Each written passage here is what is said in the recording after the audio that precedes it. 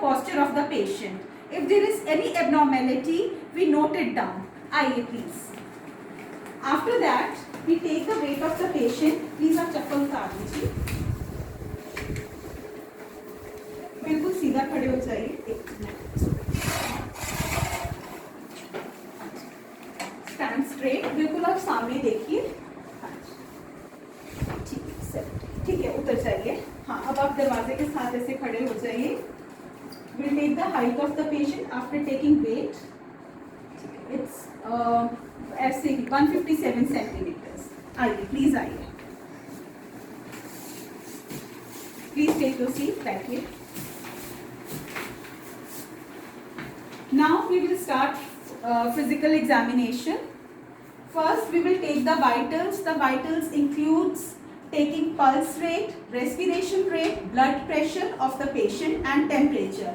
Temperature can be checked either with the thermometer or we can just touch the patient with the hand. She is afebrile to touch. That means she does not have any fever. Now I'll take the pulse. Pulse is measured from the radial artery. It is taken for 15 seconds and then we multiply it with 4 so as to count for 1 minute. Normal pulses, the limit is around 60 to 100 beats per minute. Okay, in 15 seconds it's 20 beats. So in 1 minute the pulse rate comes out to be 80 beats per minute, which is absolutely normal. And the temperature is also normal. And now we will take the blood pressure. For blood pressure, measuring blood pressure, we use BP apparatus or what we call as sphygmomanometer. BP apparatus, they are of two types. One is manual and the another one is electronic. The one which I am using is electronic. Please.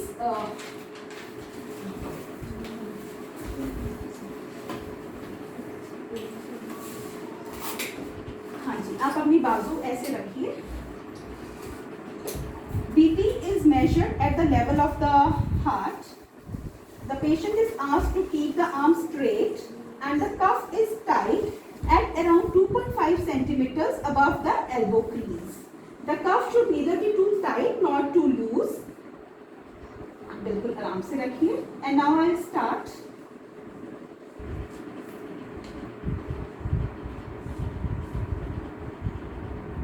Ideally, blood pressure should be taken in both the arms, but in routine day-to-day clinical practice, we usually take from single arm only, unless until there is requirement. Otherwise, single arm is preferred.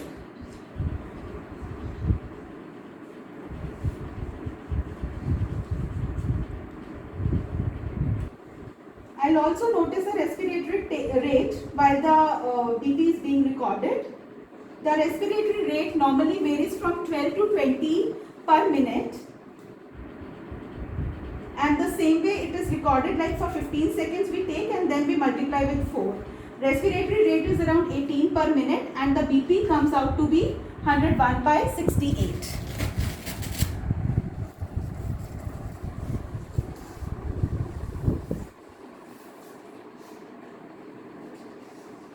So our vital taking is complete. That includes taking temperature, pulse rate, respiratory rate and blood pressure.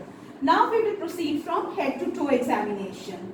Seeing the hair, the texture of the hair, while the hair texture is smooth, rough, or the hair are depigmented or any kind of parasites which are visible on the scalp. Then after that, coming on to eyes, whether whether there is any swelling around the eyes or there is any pigmented spots on the skin above the eyes. Then आप please नीचे देखिए. This white part is known as sclera. We will see for the whether there is excessive redness on the sclera. The color of the sclera is normally white. If it's excessively red, that means there is some infection underlying, or if it's yellow, that indicates jaundice. Then after that, we go to lower conjunctiva. आराम से. As you can see, the conjunctiva, the inner side of the conjunctiva is red. That means this signifies that the hemoglobin is normal. If the conjunctiva is white, or very pale, that means there is the patient is anemic, or the patient is anemic. Then looking at the facial features, we look at the color of the face. If the color is very pale, that means that indicates anemia. And looking at the mouth, the angles of the lips are normal. Sometimes they are cracked and there is a lot of redness, that indicates vitamin deficiency. Please आप जीभ निकालिए. Looking at the tongue is normal, red. Sometimes बस अंदर कर लीजिए. Sometimes the tongue is very much red, that we call as angry tongue, that indicates glossitis, or if it's blue, that indicates cyanosis, or it's yellow in case of jaundice. Then after that, we'll look at any swelling on the face, on the side of the face, in front of the ears. There is no swelling. Normally here there are parotid glands. In case of mumps, there is swelling appears in front of the ears, which is very much painful. After that, we will examine the neck.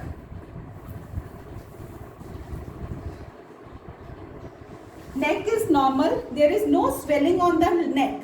What there is here lies the thyroid gland. If there is swelling on the neck, that means the thyroid is enlarged and the patient needs to be investigated for thyroid diseases. After that, we will look for any swellings.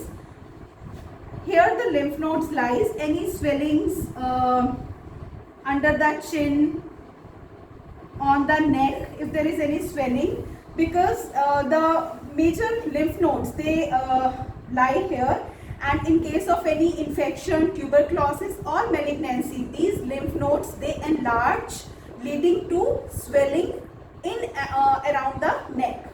Then after that, coming on to hands. आप please अपने हाथ ऐसे रखिए. We'll examine the hands. The hands and the nails and the fingertips are reddish in color. That means she is not anemic. Had it been pale whitish, so that means the HB is low, or had it been bluish, that means there is some underlying cardiovascular or respiratory disease leading to cyanosis of the peripheries.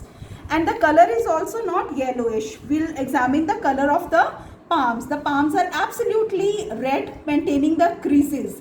That means there is no underlying jaundice, anemia, or any cardiovascular or respiratory disease. The skin texture is also normal. There are no bruises, abrasions, or any abnormal vascularity of the skin. Now coming on to legs. बस थोड़ा सा. We'll put pressure on this bony prominence. After applying pressure, there is no dimpling. The skin is normal. That means there is no swelling, and also the color of the feet and the nails, everything is normal. So our general physical examination is complete, and after that we will do the systemic examination. Systemic examination, we will do auscultation. Auscultation is done for examining the respiratory system to check for the air entry, so that to look for any underlying cardiovascular or respiratory disease. लंबा सांस लीजिए. लंबा सांस. लंबा सांस. लंबा सांस. The air entry on both sides of the lungs is equal, and there are no added or conducted sounds. That means the respiratory system is functioning normally.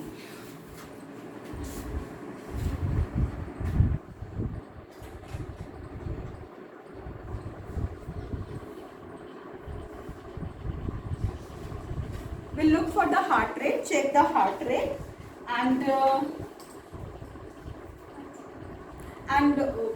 check for the heart rate, and then coming on to central nervous system. After talking to central nervous system, the two parts which we examine are the motor system and the sensory system. The motor system, when the patient walks in, we look for the gait of the patient, posture of the patient.